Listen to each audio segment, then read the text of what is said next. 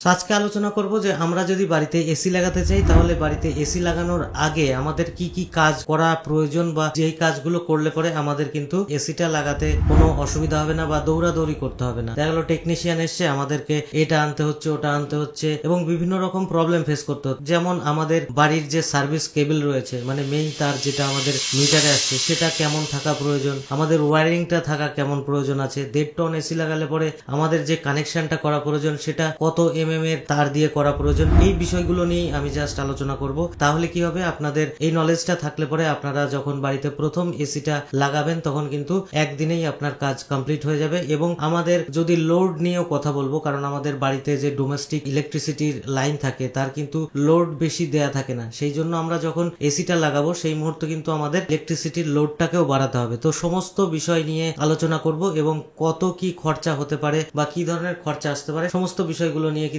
আমি আলোচনা করব। সো ফ্রেন্ডস, ভিডিওটি ভালো লাগলে ভিডিওটিকে লাইক করবেন আর চ্যানেলে নতুন হলে চ্যানেলটিকে সাবস্ক্রাইব করে পাশের বেল আইকনটিকে প্রেস করে দেবেন যাতে আমার আপলোড করা সমস্ত ভিডিওর নোটিফিকেশন আপনাদের কাছে পৌঁছে যায়। সো আমি কিছু নোট ডাউন করে নিয়েছি, সেই পয়েন্টগুলোর উপরই কথা বলবো যাদের আপনাদের পরবর্তী ক্ষেত্রে কোনো প্রবলেম না হয় বা আপনি হ্যারাস না হন। এই ধরনের যে কিছু ব্যাপার থাকে, ছোটখাটো বিষয় যেগুলো আমাদের মাথায় থাকে না, সেই জিনিসগুলো কিন্তু আমাদের জানা প্রয়োজন। সো চলুন বেশি কথা না বলে ভিডিওটি স্টার্ট করা যাক। সো সবার প্রথম পয়েন্ট হচ্ছে আমাদের বাড়ির যে সার্ভিস কেবল আসছে, মানে আমাদের যে বাড়ির মেইন কেবল আসছে, কানেকশনটা আসছে ইলেকট্রিসিটি, সেটা কত এর তার দিয়ে আমাদের বাড়িতে মেইন মিটারে কারেন্ট আসছে সেটা কিন্তু সবার প্রথমে গুরুত্ব দিতে হবে। কারণ যদি সেটা সঠিক না হয় তাহলে কিন্তু শর্ট সার্কিট পর্যন্ত হয়ে যেতে পারে বা তার কিন্তু পুড়ে যেতে পারে, ফলে নানান রকম প্রবলেম কিন্তু ফেস করতে হতে পারে, মিটার পুড়ে যেতে পারে, নানান রকম প্রবলেম হতে পারে। সো জিনিসটা মাথায় রাখতে হবে, আমাদের সার্ভিস কেবল যদি 6 হয়ে থাকে, মানে যেটা আমাদের নর্মালি যে ডোমেস্টিক কানেকশন দেওয়ার সময় যে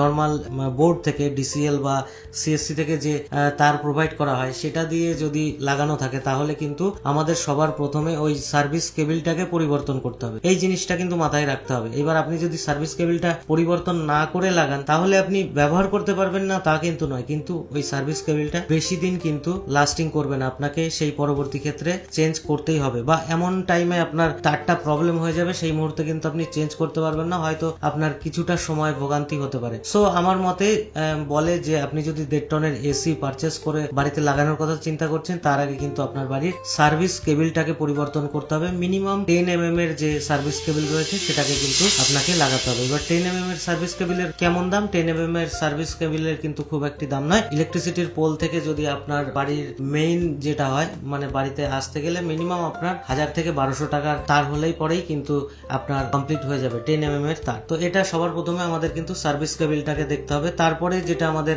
গুরুত্ব দিতে হবে, আমাদের কত কিলোওয়াট আমাদের বাড়িতে ইলেকট্রিসিটির লোড পারমিশন রয়েছে, এই জিনিসটা কিন্তু মাথায় রাখতে। যখন কোটেশন করা হয়েছিল, মানে ইলেকট্রিসিটি কানেকশন নেওয়া হয়েছিল, নর্মাল বাড়িতে ডোমেস্টিক কানেকশনের জন্য 500 থেকে 700 লোড কিন্তু করা থাকে, লোডের পারমিশন করানো থাকে। এবার আমি যখন একটা 1.5 টন বা 2 টনের এসি পারচেস করব, 1.5 টন মানে 1.5 কিলোওয়াট এবং 2 টন মানে কিন্তু 2 কিলোওয়াট। তো মাথায় রাখতে হবে আমার বাড়িতে যে জিনিসগুলো চলছে ইলেকট্রিসিটির, সেই জিনিসগুলোর উপরে নির্ভর করেই কিন্তু আমার লোডটাকে কাটানো হয়। সো আমি যখন একটা বেশি লোড কনজামশনের জিনিস যখন ব্যবহার করব সেক্ষেত্রে কিন্তু আমার লোডটাকেও বাড়াতে হবে। লোডটা না বাড়ালে কি হবে, যদি ওভারলোডের কারণে আমাদের যে মিটার রয়েছে সেটা যদি পুড়ে যায় সেক্ষেত্রে কিন্তু আমাদের পেনাল্টি লাগতে পারে বা ফাইন লাগতে পারে। তো সেই জন্য আমাদের কিন্তু যে লোডটা রয়েছে সেটা কিন্তু অবশ্যই বাড়ানো প্রয়োজন এবং বাড়াতেই হবে, নইলে যেটা আমাদের ইলেকট্রিক সাপ্লাই রয়েছে সেখান থেকে কিন্তু ফাইন পর্যন্ত আমাদের হতে পারে। তো এই জিনিসটা মাথায় রাখতে হবে। আর আপনার যদি 500 থেকে 700 লোড থাকে তার সঙ্গে কিন্তু অ্যাডিশনাল আপনার যদি 1.5 কিলোওয়াট লোড আপনি এক্সটেনশন করাতে চান তাহলে কিন্তু আপনার কোটেশন অ্যামাউন্ট 3 থেকে 3,500 টাকা কিন্তু আসবে। তো এই টাকাটা কিন্তু আপনার পেমেন্ট করতে হবে। সো মাথায় রাখতে হবে সার্ভিস কেবল চেঞ্জ করার যে টাকাটা রয়েছে এবং লোড এক্সটেনশন করার জন্য যে সিস্টেমগুলো রয়েছে সেগুলোর জন্য কিন্তু আপনাকে এই টাকাগুলো পে করতে হবে। তো আপনারা যদি না জানেন যে কিভাবে লোড এক্সটেনশন করে, আমার চ্যানেলে ভিডিও করা আছে, সেই ভিডিওটা থেকে কিন্তু আপনারা অনলাইনে নিজেই এক্সটেনশন করে নিতে পারবেন, প্রবলেম কিন্তু কিছুই হবে না। ঠিক আছে, তো আমি আই বাটনে নয়তো ডেসক্রিপশনে কিন্তু ভিডিওটা দিয়ে দেবো আর আপনারা চ্যানেল সার্চ করলে তো পেয়ে যাবেন। এবার নেক্সট যে যেটা আসছে, দুটো সব থেকে বড় যে ইস্যু রয়েছে সেটা কিন্তু আমি আলোচনা করে দিলাম। এবার নেক্সট যেটা রয়েছে সেটা হচ্ছে আমাদের ওয়্যারিং। তো আমাদের ঘরে আমরা যে ঘরে এসিটা লাগাবো বা সেট করব, সেখানে যদি আমাদের এসি কানেকশন বা পয়েন্ট না করা থাকে সেটাকে কিন্তু আমাদের নজর দিতে হবে। এবং সেখানে কিন্তু এসির সঙ্গে কিন্তু যে টপ থাকে, ঠিক আছে, 16 অ্যাম্পিয়ারের টপ লাগে, সেই টপ কিন্তু আপনাকে পারচেস করে আনতে হবে। বা সমস্ত এসির সঙ্গে পাওয়ার কেবিল থাকে, সেটাও কিন্তু থাকে না, বাট যারা ইনস্টলেশন করতে আসে তাদের কাছে থাকে, তাদের থেকে কিন্তু আপনাকে এক্সট্রা টাকা দিয়ে সেই কেবিলটাকে পারচেস করতে হবে।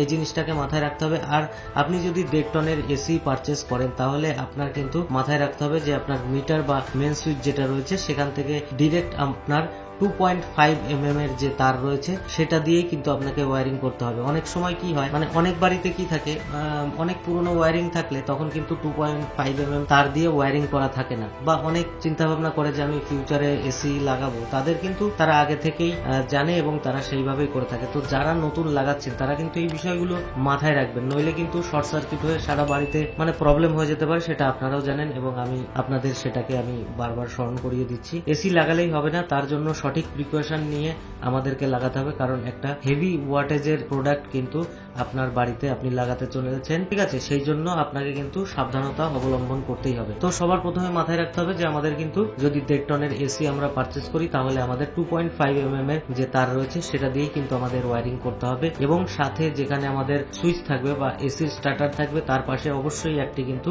এমসিবি বসিয়ে নেবেন, তাহলে কিন্তু অনেক সুবিধা হবে। তো আমি আরো বেশি ডিটেলসে যাচ্ছি না, তো এগুলোর প্রাইস আপনারা মার্কেটে যাচাই করে নেবেন কত কি লাগবে। তো এটা তো রয়েছে, তো ওয়্যারিং এর দিকেও আমরা নজর দিয়ে দিলাম। তো আরেকটি জিনিস যেটা আপনাকে মাথায় রাখতে হবে সেটা হচ্ছে আপনার বাড়িতে বা আপনি যে ঘরে এসি লাগাবেন সেটি যদি দোতলায় হয় বা 3 তলায় হয়, সেখানে কিন্তু আপনাকে এসিটা ইনস্টলেশনের আগে যে টেকনিশিয়ান আসবে তাদের দাঁড়ানোর মতন কিন্তু সাফিসিয়েন্ট প্লেস করে দিতে হবে, ভাড়া সিস্টেম কিন্তু করে দিতে হবে, ঠিক আছে। বা যদি আপনি সানসেটের তলায়, সানসেটটা ফ্ল্যাট থাকে, তাহলে কিন্তু আপনাকে কিছুই করতে হবে না, তারা কিন্তু জাস্ট সানসেটের উপরে উঠেই কাজটা করতে পারবে। সো একটা জিনিস মাথায় রাখতে হবে, আপনার যে আউটডোর থাকবে, এসির আউটডোরটা থাকবে, সেটা কিন্তু আপনি চেষ্টা করবেন আপনার ওয়ালের যে সাইডে সবসময় রোদ কম লাগে বা সূর্যের আলো কম পায় সেই সাইডে লাগানোর চেষ্টা করবেন। আর যদি সব সাইডে সমান পায় তাহলে তো আর কিছু বলার নেই, তাহলে আপনি যেখানে খুশি লাগাতে পারেন। বাট আমার যেটা ওপিনিয়ন সেটা হচ্ছে যেখানে রোদ কম লাগে বা কম সময় রোদ লাগে সেই জায়গাটায় আপনি চুজ করবেন, তাহলে আপনার যে আউটডোর ইউনিটের কম্প্রেসার রয়েছে